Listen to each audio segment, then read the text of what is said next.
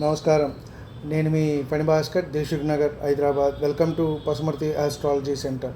Please do subscribe my channel for more videos. Video నచ్చినట్టయితే మీ బంధుమిత్రులు, శ్రేయోభిలాషులకి కూడా షేర్ చేయండి. ఈ వీడియోలో మనం శుక్రుడు ద్వాదశ భావాల్లో ఉన్నప్పుడు వాటి వల్ల ఇబ్బందులకి మనం రెమెడీస్ తెలుసుకునే ప్రయత్నం చేద్దాం.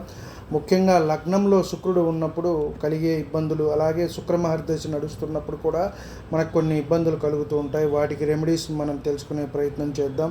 ముఖ్యంగా నల్లని ఆవుని పెంచుకోవటం, లేదా దానికి తగిన ఆహారానికి మేత ఏదైతే ఉంటుందో దానికి దానం అనేది, డబ్బులు ఇవ్వటం అనేది ముఖ్యము.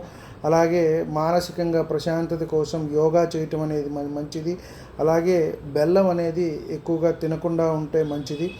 అలాగే భోజనం చేసే ముందు కొంత మొదటి ముద్ద మనం పితృదేవతలకు పెడుతూ ఉంటాం. అలాగే ఇక్కడ శుక్రుడికి, ఆవుకి, కుక్కకి కాస్త ఒక ముద్ద పెట్టడం అనేది మంచిది. అలాగే 25 సంవత్సరంలో, ఆ 25 అనే సంవత్సరంలో మనం వివాహం చేసుకోకుండా ఉంటే కనుక మంచిగా ఉంటుంది. అలాగే కోరికలను అదుపులో పెట్టుకోవాలి ఎక్కువగా, ఎందుకంటే శుక్రుడు కామత్వం ఎక్కువగా ప్రేరేపిస్తాడు. కాబట్టి కోరికలను అదుపులో ఉంచుకోవటం అనేది మనకి ఎంతైనా సరే మంచిది అని మనం చెప్పవచ్చు.